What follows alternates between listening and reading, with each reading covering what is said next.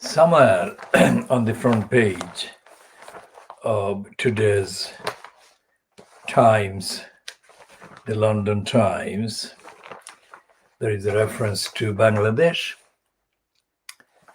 So this is the Saturday, the 12th of June, 2021.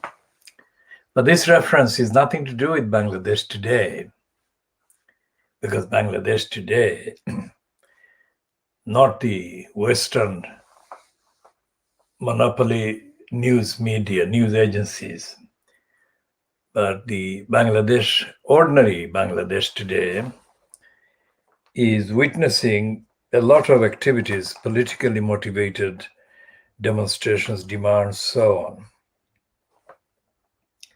And none of that is recognized in any of the Fleet Street papers.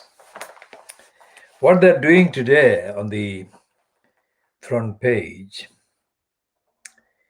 is quoting Sajid Javid, including as follows.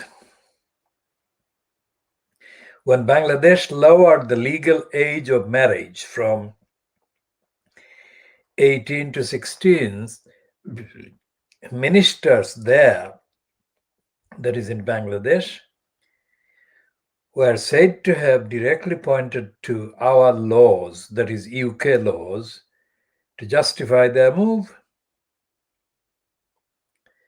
Then it goes on, it's clear that we must legislate to close the loophole so that vulnerable children cannot be pushed into such serious and life-changing commitments before they are ready. Now, this is an item that has got so many aspects to it. And the fact that it is Sajid Javid, who is being mentioned as a former Chancellor of the Exchequer, not as a former Home Secretary, by Tom Duncan. No, what's his name? What's his full name? Tom Newton Dunn. Tom Newton Dunn refers to Sajid Javid as the former Chancellor. Is introducing a private member's bill next week in the UK House of Commons that will make it illegal for anyone to marry below the age of 18. Now it's the person, not the post. Sajid Javid is the one that actually interfered with the life of a child, Shamima Begum, when he removed her citizenship that she has by birth. What is Sajid Javid saying in the quote by Tom Newton Dunn?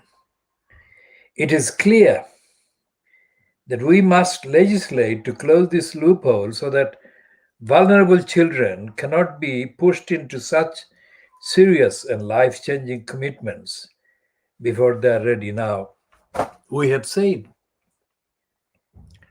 that Shamima Begum was one of the vulnerable children to whom the local Tower Hamlets Council owed safeguarding children duties. And we have said that Shamima Begum was the one, as a child, according to his definition, whom Sajid Javid deprived of her British nationality she had by birth. So how callous and cruel and stupid and dishonest of Sajid Javid to refer to children aged under 18 as being vulnerable to anything, when he penalized this particular under 18-year-old.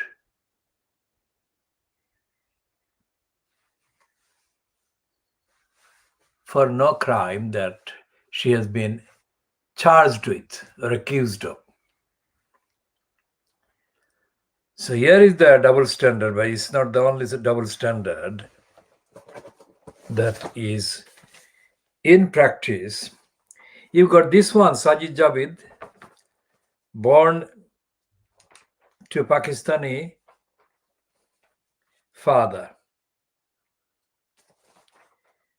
Now, Sajid Javid is not the only kind of son born to a Muslim father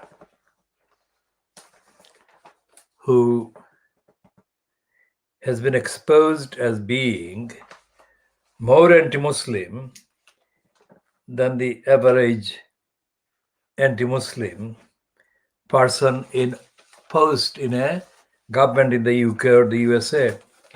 Here is the belated recognition about similar role played by Barack Obama when he was president, because Obama, when he got the nomination for the Democratic Party to become the candidate for the president, had made a lot of noise about the rights of the unlawfully detained and the violated and the victims of all manner of injustice by the USA. But when he got into the White House, Obama failed, refused, neglected his duties to the innocent. And here, although his name is not mentioned, here is the effective kind of period that is covered.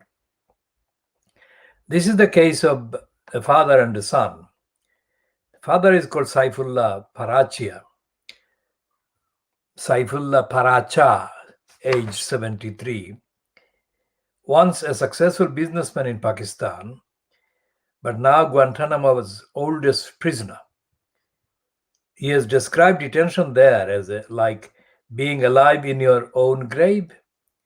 On 18th of May 2021, he was approved for release by Gitmo Review Panel, having never been charged with nor convicted of anything. Now that's the father, Saifullah Paracha. And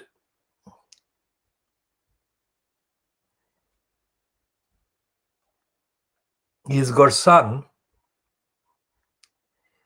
And the whole case of his being detained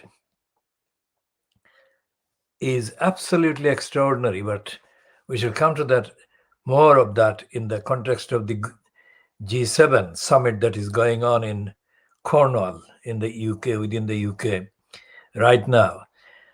The Pentagon has offered to reduce his proposed 25 to 40-year sentence to 11 years, making release imminent. If Mr. Khan agrees to ask for a 2020 judicial decision in his case to be vacated, that is, erased from history, that decision set an explosive precedent in the military courts. It said that if proved, Mr. Khan's treatment by the CIA was torture, breaching both the Geneva Convention and the international law, and it allowed him to call CIA personnel who abused him to Gitmo to testify. The extraordinary deal means Mr. Khan must give up justice in return for freedom.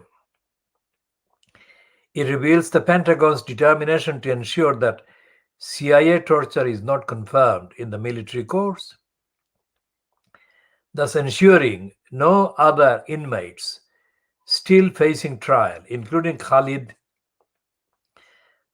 Sheikh Mohammed, waterboarded 183 times, can rely on it. For Mr. Paracha, with family in Pakistan, and for Mr. Khan, who is only 41, release must look sweet.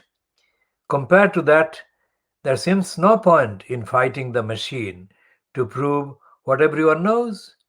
That in the grip of organizational paranoia, the CIA tortured innocent men for years because they wanted to believe they were hardened terrorists.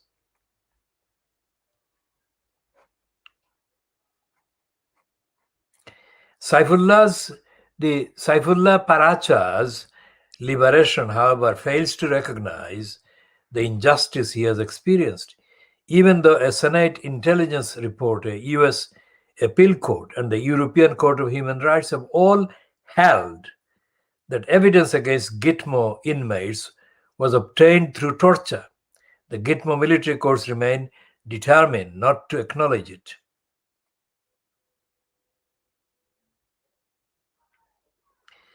And on the 15th of May, for example, lawyers for Guantanamo inmate, another one, the Mr. Khan that we have read about before, Majid Khan revealed that he had been offered a sentence shortening agreement with a terrible price. Mr. Khan was arrested in Pakistan in 2003 and tortured in various black sites for 3 years, including being served and hung naked by his hands from a beam for 3 days, repeatedly submerged in iced water, fed pureed food through a forcibly inserted rectal tube, and repeatedly beaten. In 2006, he was transferred to Gitmo, where a military court convicted him of moving money for Al-Qaeda.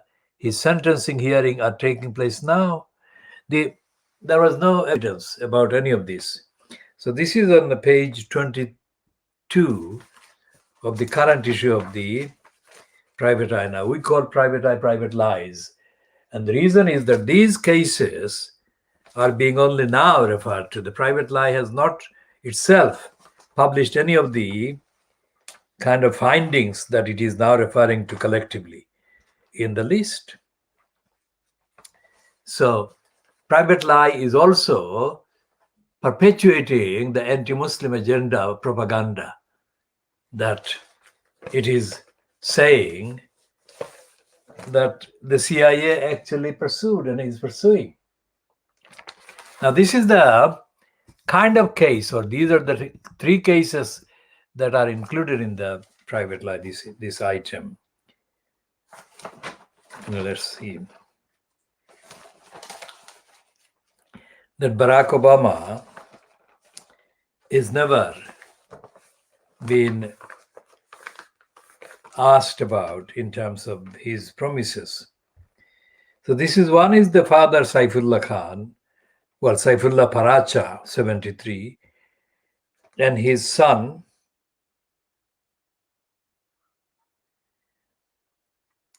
who was in the USA when he was arrested, and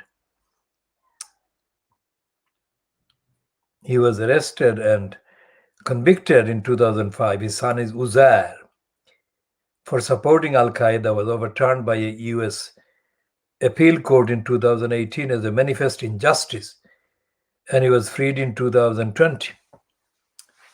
Now remember, he was convicted in 2005, and it took how many years until 2018?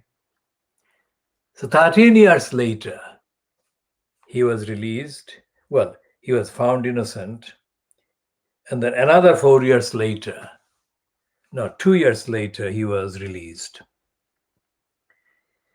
By any measure, any criteria, these are serious violations of human rights on hundreds of occasions. And this other man, this Khalid Sheikh Mohammed. Now, Khalid Sheikh Mohammed was reported by Fleet Street and other Western media at the time that he was first arrested and tortured as being almost as bad as the image of Osama bin Laden. And yet he has not been found guilty of anything. So these are just samples of the injustice that Barack Obama colluded in perpetrating. and the kind of injustice that Sajid Javid has actually imitated in his behavior against Shamima Begum. Now, why is this liar obsessed with Pakistan and Bangladesh? Because he's got this reference in the Times today, in the promotion for him, his private members bill being promoted in the front page of the Times, that he's saying when Bangladesh lowered the legal age of marriage from 18 years to 16 years, ministers there were said to have directly pointed to our laws to justify their move. And then he goes on, all moral. It is clear that we must legislate to close this loophole so that vulnerable children cannot be pushed into such serious and life-changing commitments before they are ready. He, of course, assumes that people reading this or people hearing about his private members' bill move will not think about his behavior against the human rights of these children, especially Shamima Begum when he was in post as the Home Secretary.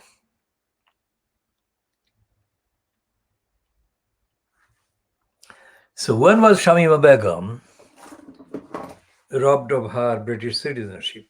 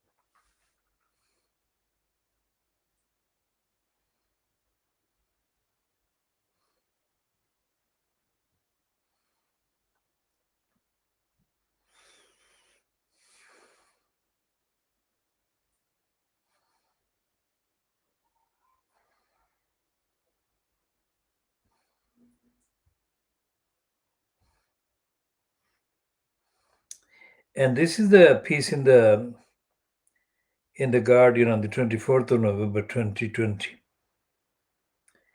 where it says that Jabid is advised or has been advised of hostile public sentiment to Shamima Begum, quote told. Now, this is absolutely possible,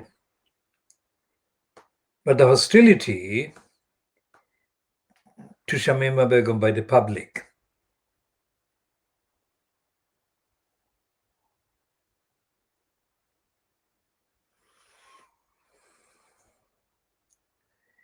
and how is this?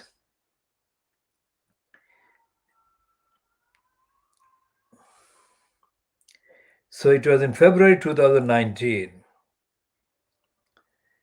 February 2019, that Sajid Javid issued the order revoking her British citizenship. And the Home Secretary, Home Office said later that she would never be allowed to return to Britain.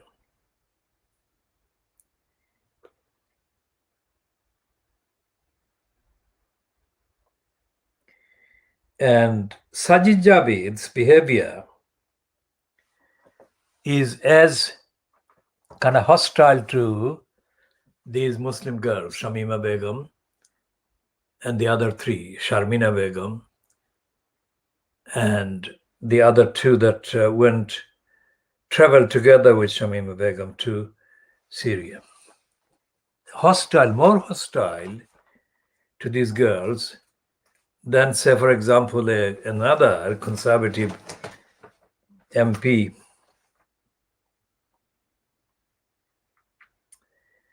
and those include Nicky Morgan. Nicky Morgan was a member of the cabinet in 2015 when she said that she wished and she prayed that everyone prayed that these girls would be returned to Britain safely. Even after the expression of such kind of opinion expressed by a conservative Christian white woman, Sajid Javid, born to a Muslim father, behaved as cruelly as the American president Barack Obama, born to a Kenyan Muslim father, behaved towards the Muslims held in Guantanamo Bay and held in other detention, despite the fact that those men were innocent. And here is the piece on the Times on page 4. Sajid Javid. And the heading is, "These children are rarely love-struck teens. They are coerced young girls." Now, this is absolutely incredible that Javid is using the phrase coerced young girls. Why does he not say the same about Shamima Begum and the other 4 girls? If these girls, because of their age, and this is something that he's doing in addressing in a racist way the practice in Muslim countries like Bangladesh of letting the girls age 16 to marry.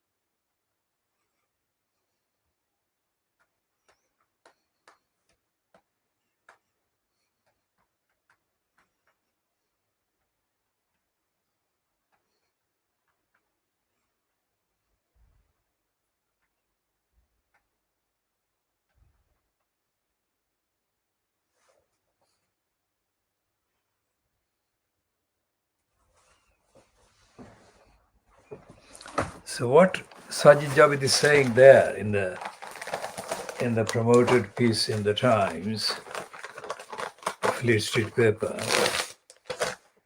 is saying that children under the age of 18 in our country are not permitted to buy fireworks or get a tattoo or sign up for a credit card. The law recognizes that 18 is the age of adulthood and protects those under that age from making decisions they cannot understand the gravity of. Well, if that is the case, then how did he convict Shamima Begum of doing all those things, all those grave things that they would not understand according to his definition? But he says that in the case of Shamima Begum, he made the exception. And he said that his principle doesn't apply to Shamima Begum because she's a Muslim.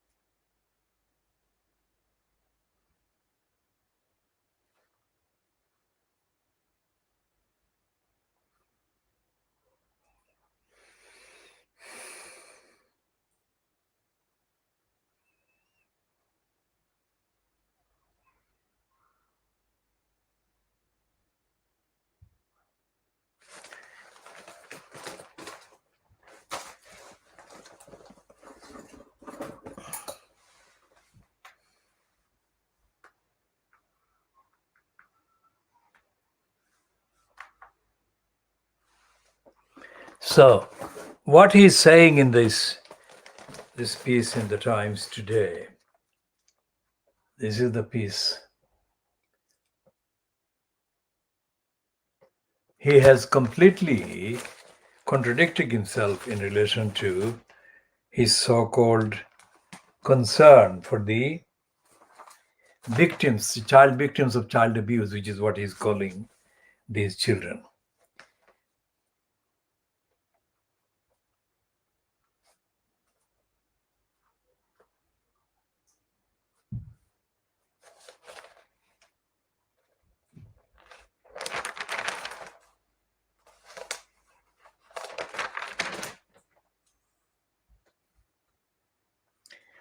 And there is this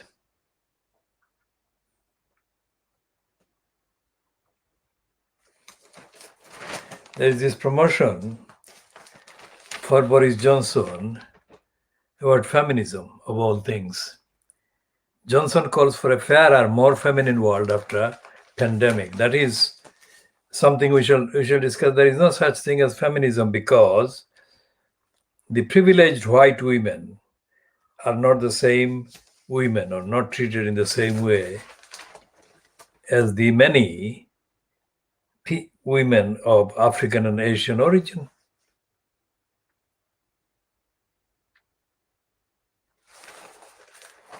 And there is this continuation of the racist propaganda around the Oriel College and the Magdalen College in Oxford. We shall return to that shortly.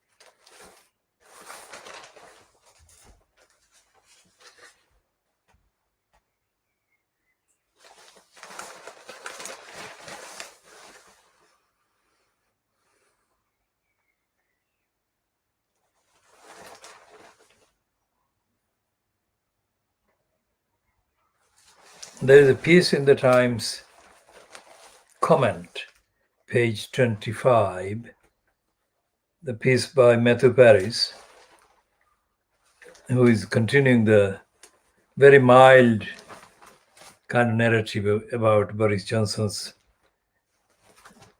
dishonesty. And the Peter Brooks cartoon today,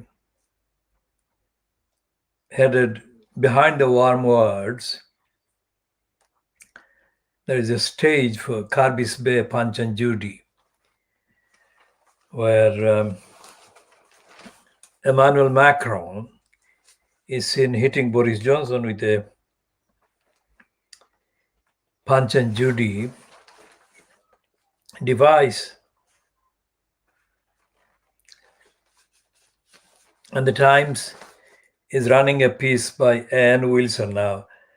Anne Wilson is the author of Victoria, a Life and Prince Albert, the man who saved the monarchy. And they're saying that in that piece that Prince William will save the United Kingdom. And that is a reference to Scotland. And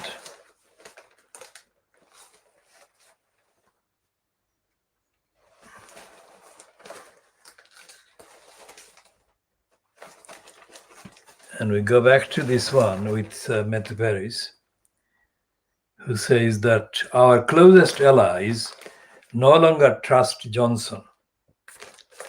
Now, who he means by our closest allies, we shall read soon. Who he means? There is such a thing as trust in politics. There is such a thing as respect. They make a difference.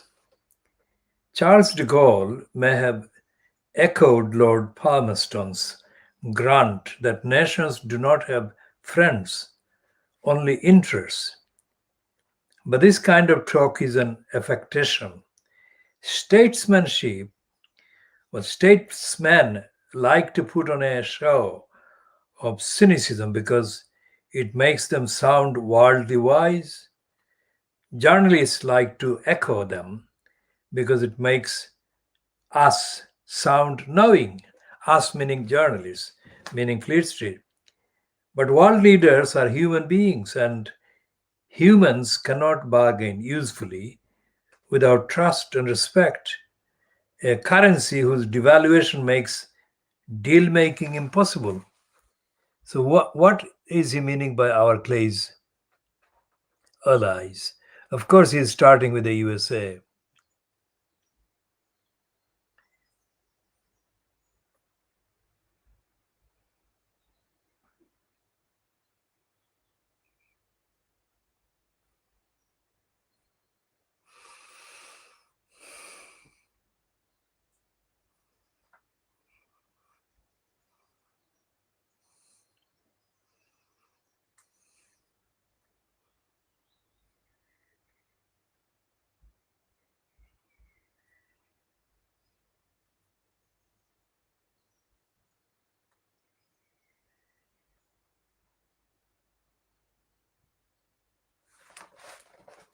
So there is a piece, a collection of quotes and references about Boris Johnson's comments about Hillary Clinton, Barack Obama, etc. And it says that Tommy Vito, if that is the correct spelling, instead of Victor. Tommy Vito, a former Obama spokesman who is close to Joe Biden, replied to Boris Johnson's racist comment about Barack Obama. So Tommy Victor replied, "We Democrats will never forget your, that is British, racist comments about Obama." And after that, Matthew Paris says, "I wonder whether the Irish sympathizing President Biden remembers that the British counterpart, when Foreign Secretary, describes St. Patrick's Day celebrations as lofty crap. Now, of course, Johnson is not Barack Obama's British counterpart because Johnson is the prime minister and the head of state is Brenda, not Johnson. And Biden is the head of state of the USA.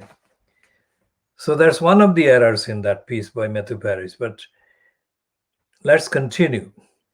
The president of Italy has reacted to Johnson's recent remark when asked about the United Kingdom's poor record on COVID test and trace, that we, the British, unlike many other countries, are a freedom-loving country. Italians too, Sergio Mattarella responded, love freedom, but we also care about seriousness. So he's not referring to the recently retired French ambassador to the UK who told the very Times that Paris is writing in that Boris Johnson is a congenital liar.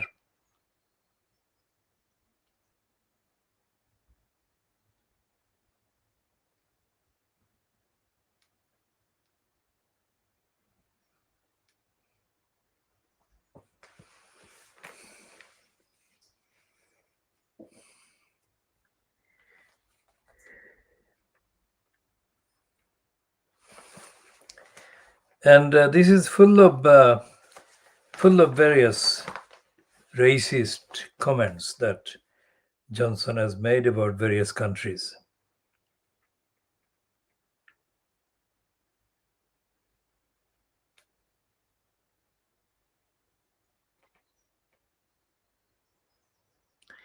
And Johnson is the most in-the-moment prime minister we have ever had. He was in the moment before it even became cool to be in the moment. His problem is that he can't get out of the moment. He can't think where it leads, how a remark, a casual insult, a solemn promise, be it of a controls-free border, a vow of undying love, a promise to stay out of parliament to edit the Spectator, to leave the European Union by October 31st, not to prorogue parliament, to deliver 40 new hospitals and 20,000 more police officers.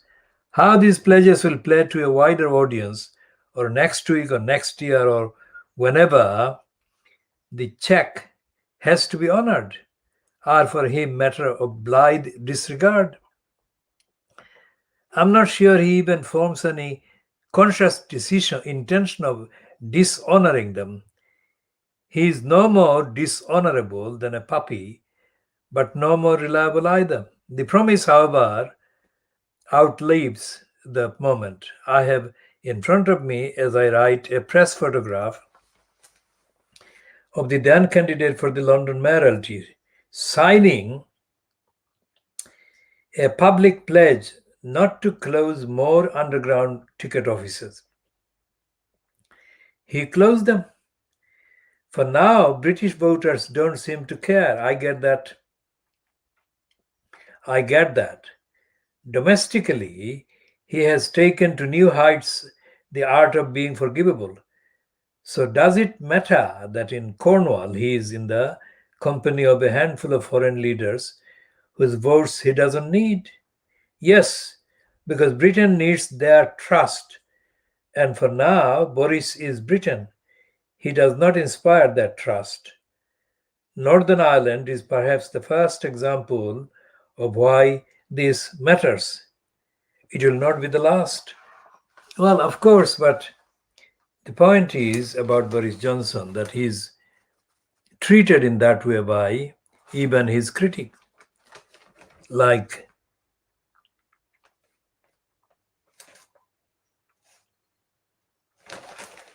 Matthew Paris.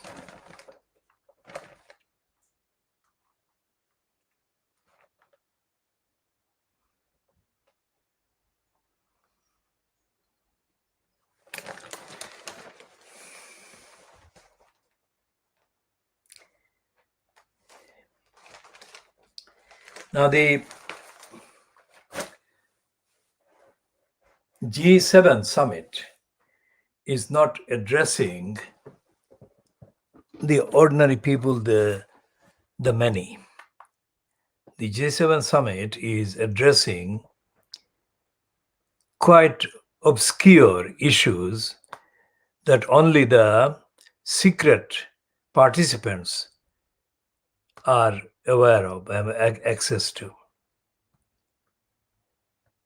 So the people are not going to be any the wiser because of what G7 summit is kind of deliberating on. And this is not just confined to this particular G7 summit. All the summits of heads of state or heads of governments are like that. They don't actually refer to the experience of the many, let alone referring to the various injustices and discriminations that continue to be perpetrated within countries, within societies, and against particular sections of the population, for example, the Muslims. In the context of the last 30 years kind of agenda, it is the Muslims that are being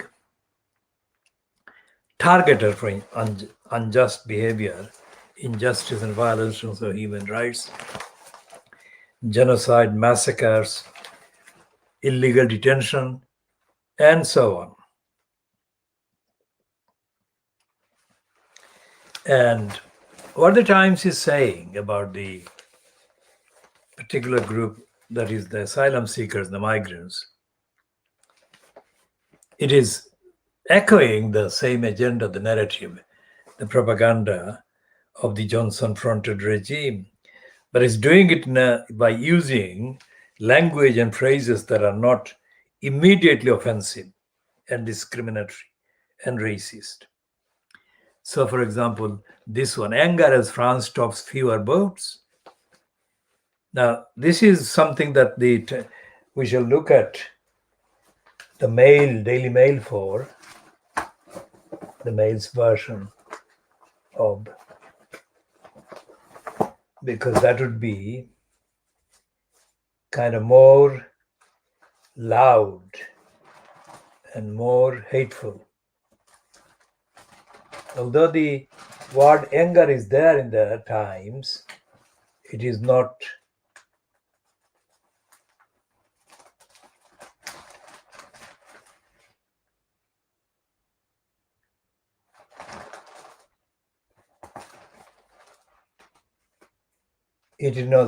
as brazenly hateful and hostile as the Daily Mail. So let's see what the Daily Mail is saying.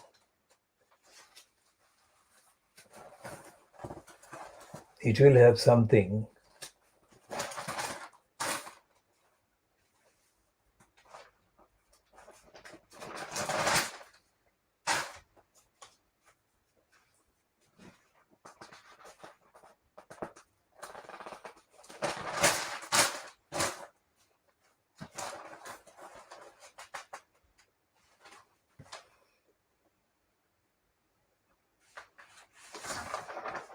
So this is the corrupt kind of piece in the Daily Mail about the child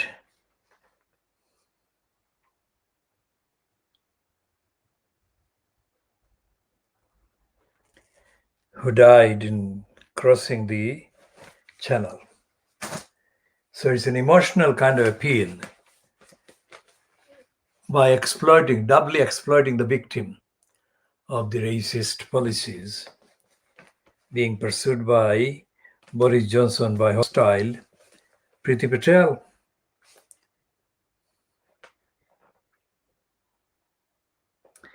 So this piece about France stopping fewer boats, the first paragraph reads, fewer migrant boats are being stopped by French police from setting sail this summer despite record numbers crossing the channel. The Times can reveal almost 5,000 migrants have reached UK waters in small boats after making the perilous 21-mile journey across the channel, more than double the number that arrived this time last year. However, the number of migrants detected by French police before they entered the water has more than halved over the same period. The figures angered Tory MPs last night, who accused the French of scamming British taxpayers following a 28 million deal signed in November to double the number of officers patrolling French beaches. Now, this is not referring to any of the international treaties that the UK is signed up to allow humane and feasible and safe and secure access to asylum, to refugees, to those people who are forced to take such risks by crossing the channel in the way that they are having to do. And this is not going to be part of any discussion in the G7. Because, as I have said before, the United Kingdom remains signatory to literally thousands, not dozens, not hundreds, but thousands of treaties and charters and agreements, all of which are obligatory because of the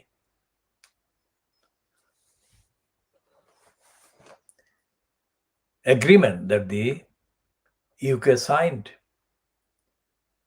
And with little exception, almost all the charters are being violated by the UK in pursuing the racist policy of hostility.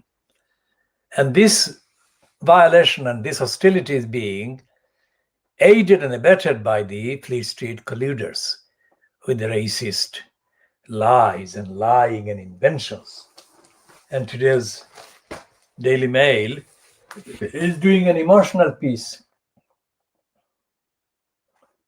of lying against the most vulnerable. That child is most vulnerable, isn't he? And there is no sign.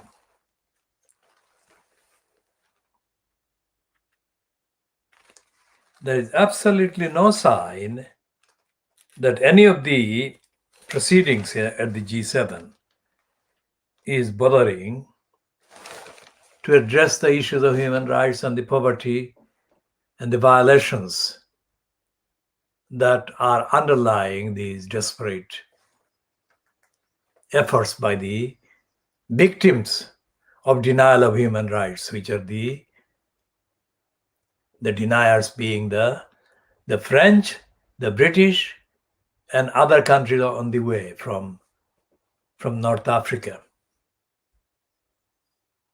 Greece, Italy, Spain, France, the UK, up to the UK, that is. And there is no reference to this in the denial of the rights of the people in Fleet Street Papers. In fact, the line is that there is not enough hostility. The line being put and promoted by the Daily Mail, and let's see what the scum is saying, the dirty diggers scum.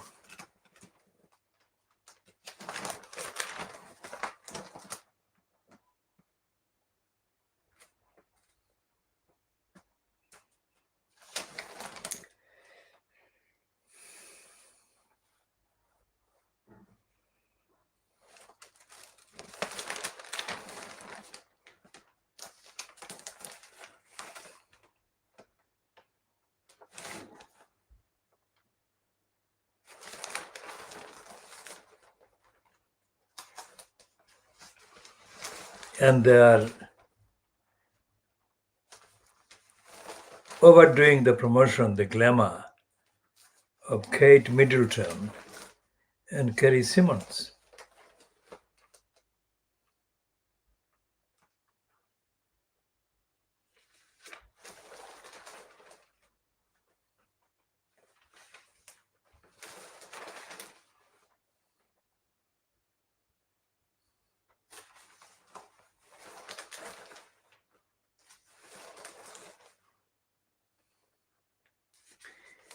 So there is no item so far in the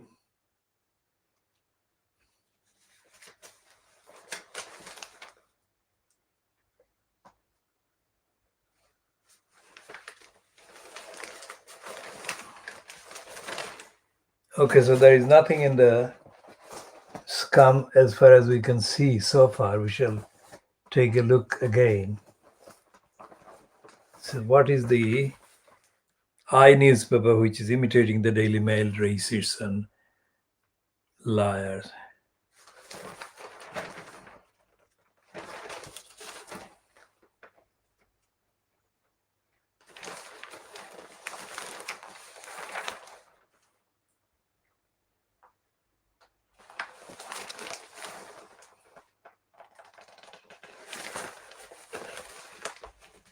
And there's a whole lot of propaganda for the various people that have been given the so-called gongs, honors.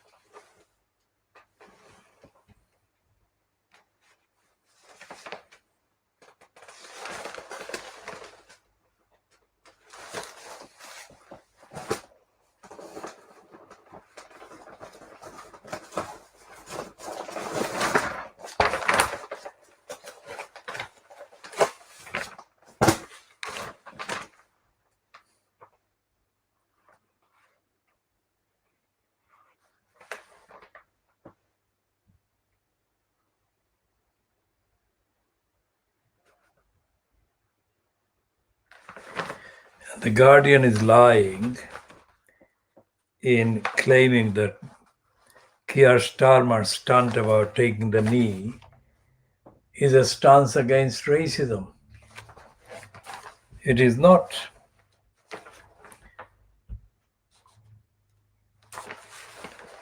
So we shall come to that. And the Guardian has got typical corrupt peddling of the G7.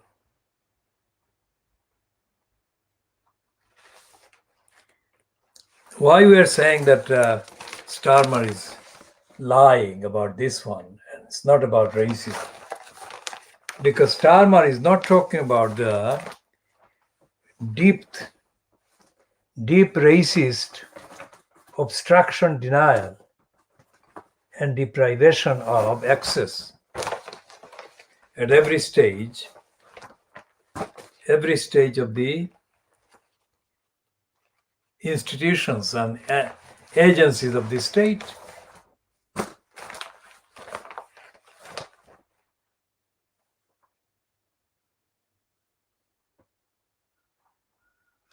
And the financial crimes is weekend FT, that is over celebrating Joe Biden's achievement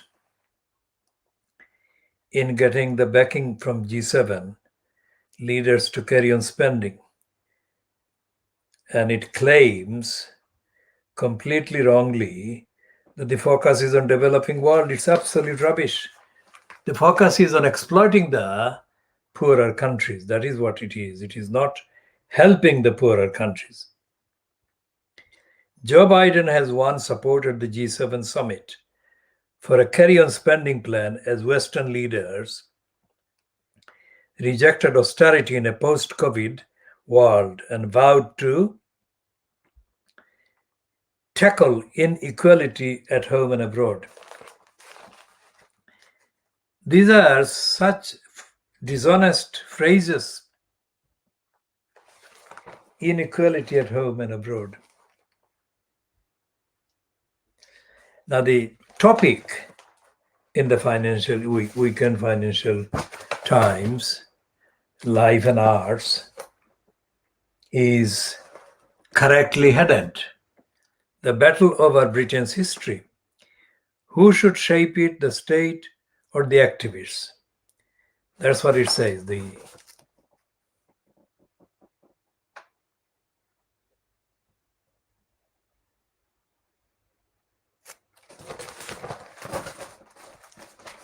And the details are on this page, Life and Arts, FT Weekend. This is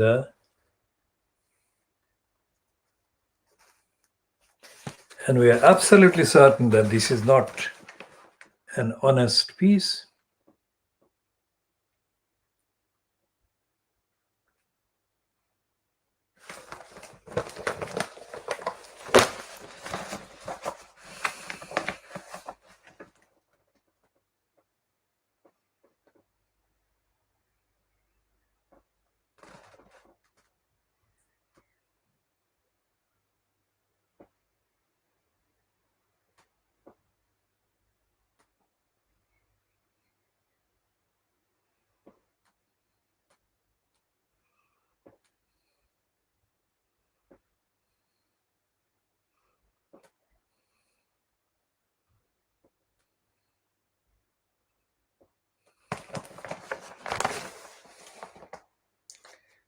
And it's not about the many.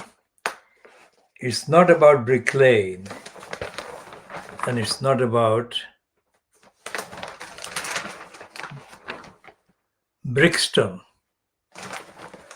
It is about the bourgeois races that are supposed to be deciding as to who has the right, the state or the activists, to decide what appears as the history. So what we shall be doing is coming to end this one. This is part A. So we shall be coming to end this part. It's just about an hour, I think. And we shall come back to